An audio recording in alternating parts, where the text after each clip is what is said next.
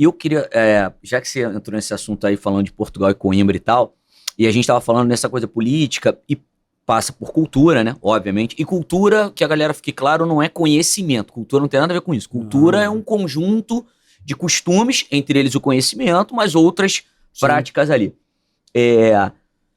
Pra gente caminhando pro final, até pra não te segurar muito aqui, até porque, porra, voltar pra tua família aí e tal. Cara, eu queria tocar, a gente tá falando do macro, né? Já falamos do fenômeno, falamos mundialmente, até o direito comparado, que eu acho, porra, essa tua experiência foda. Rio de Janeiro, cara. Pô, tu é policial militar, depois operações especiais, agora tá na Secretaria de Segurança, que eu acho do caralho essa tua escada, esse teu degrau. Pra gente pegar esse ponto cultural, e eu tento falar isso em aula, eu dei aula em outros estados, e quando eu expor São Paulo, Paraná, Nordeste, não tenho essa realidade. Eu já era garoto, sempre fui Zona Norte, o Castilho e Bom Sucesso. Né? E desde garoto, eu fui criado onde? No bairro, seja Del Castilho, seja Bom Sucesso, seja Olaria, seja Penha, tinha um matador na área, tinha uma banca do bicho, aí esse cara tinha uma influência em alguma escola carnavalesca, onde todo mundo se encontrava, né? Quem levanta muito isso é o Pimentel, levanta essa bandeira, e eu não tenho como negar esse episódio nosso carnavalesco, é um negócio.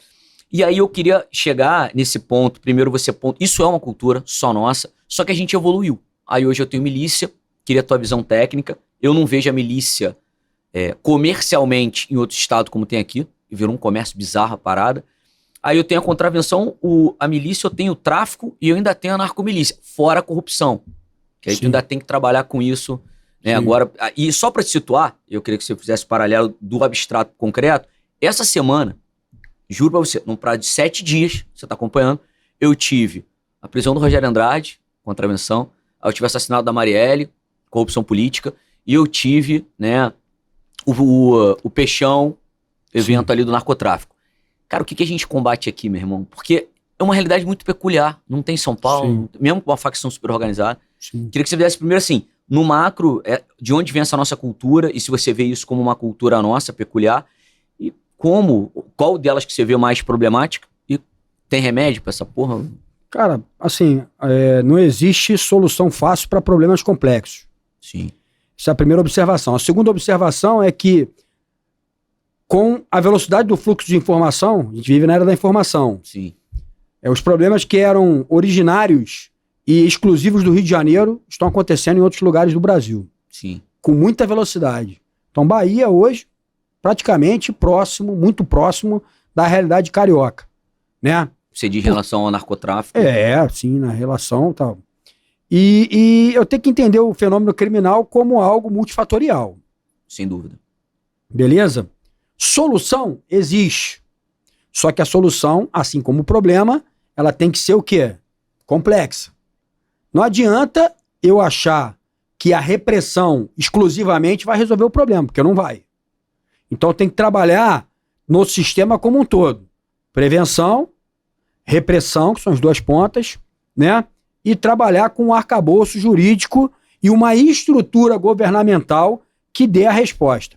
Situações extremas necessitam de medidas extremas. A maior parte do meu policiamento no Rio de Janeiro deixou de fazer policiamento, já não faz mais policiamento. Uma polícia que tem um fuzil 762 e um torniquete como equipamento obrigatório já diz tudo por si só. Sim, que não tá funcionando, né? Exatamente. Então, assim. Isso a política, que fique claro, não a polícia. Claro, mas a política. Claro, a polícia faz o que pode. Sim. Não que não tenha coisas pra melhorar, mas faz o que pode. Então, eu preciso, cara, ter de forma mais estrutural a resposta necessária para a segurança pública. Tem várias alternativas. Só que uma delas, cara, passa invariavelmente pelo enfrentamento direto ao crime. Sim. Não tem como. Você, em algum momento, vai ter que buscar esse enfrentamento direto. E esse enfrentamento direto, inevitavelmente, trará efeitos colaterais. E a população e a sociedade vai ter que entender isso. Sim. Né?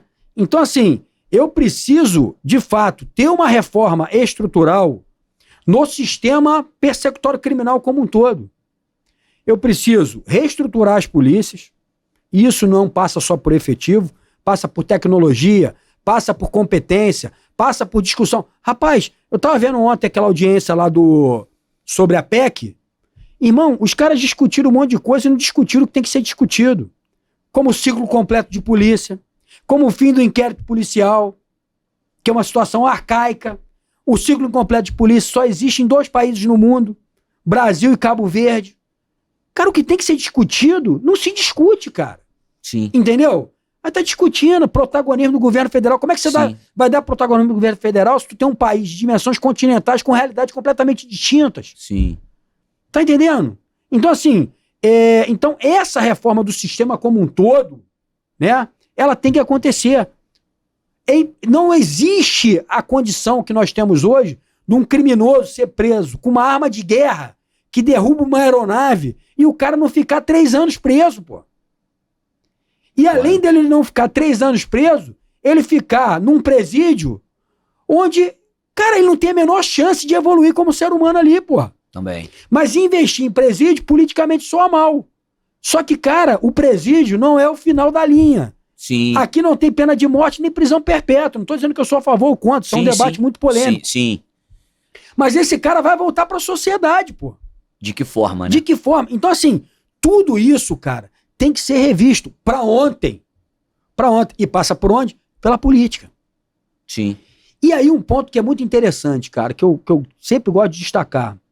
Falei aqui do sistema persecutório, que é só uma faceta dessa problemática. Não é isso? Cara, o que nossas crianças e nossos adolescentes estão deglutindo hoje, cara?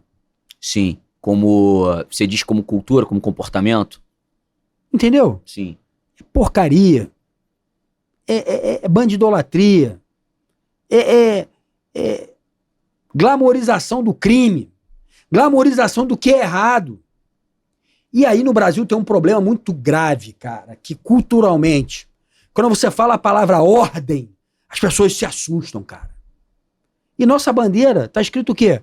Ordem e progresso. Sem ordem, não tem progresso. Quando o melhor candidato, o cara mais preparado que nós tivemos na nossa história para assumir esse país, começou a falar sobre isso, a gente tratou ele como um palhaço, cara, que era o Enéas. Sim, era muito articulado. Meu pai na época falava muito gente dele. Eu era moleque, eu era garoto. Pega os vídeos, cara, do cara e assiste. Tu também era garoto na época dele, 90, mas né? eu assisto tudo. Eu também. Desde os 10 anos. Quando ele falava de ordem, as pessoas vinculavam ele ao fascismo, vinculavam ele ao militarismo. Isso eu não tinha. Vinculavam ele à ditadura militar. Cara, não existe. Para tudo na vida você precisa de ordem. Para estudar, para se alimentar. Tudo você precisa de ordem e disciplina. Para tudo, no casamento, na tua relação com as pessoas. Só que essas palavras, ordem e disciplina, por uma corrente ideológica, foram totalmente deturpadas, cara. Ficou pejorativo, né? De forma pejorativa. Então, além do sistema persecutório que precisa da sua reforma incisiva, eu preciso trabalhar muito nessa questão cultural preventiva. Eu gosto de dar o exemplo do governador Brizola. Sim. Me lembro, mas também, cara, 89, né? 88. Brizola, ele ficou conhecido pela grande massa, somente pela linha ideológica mais voltada para a direita política, como o cara que destruiu o Rio de Janeiro na segurança pública. Sim. Porque ele foi um dos primeiros a restringir as operações policiais. E restrição de operação policial não dá certo.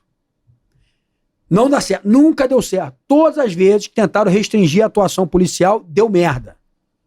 Brizola, obras do PAC e a DPF hoje. Eu tenho que discutir a atuação policial com a sociedade. Uso da força, limite da atuação policial, restringir não. Porque quando eu restringo a atividade policial, principalmente numa área conflagrada como o Rio de Janeiro, o criminoso, que de regra é capitalista, o que ele vai buscar? Lucro. Lucro significa novos territórios. E para ter novos territórios, ele precisa ter mais arma. E aí a cidade explode. O criminoso tem que ser bomba nele, meu irmão. Ele não pode ter descanso. Beleza? Entendeu a dinâmica? Sim. E o Brizola, quando ele quis normatizar as operações policiais, porque ele não quis restringir, mas ele quis normatizar, né? E normatizou demais. Teve, de fato, um boom. Principalmente de uma organização criminosa. Sim. Que a galera nem... Só que em contrapartida, O Brizola fez o melhor programa educacional que esse país já viu. O Brizolão, no caso. CIEPs. Onde eu pegava a criança e colocava 7 horas da manhã e tirava 7 horas da noite. Não, e fez obra pra caralho. Tinha Isso. unidade pra caralho também. E É aí, importante. irmão, se esse programa do Brizola tivesse sido levado adiante, eu desconfio que a gente não estaria nessa situação. Sim, pela Possibilidade, irmão, de eu dar uma condição melhor para essas crianças, para esses adolescentes, que é o que vai salvar esse país, cara.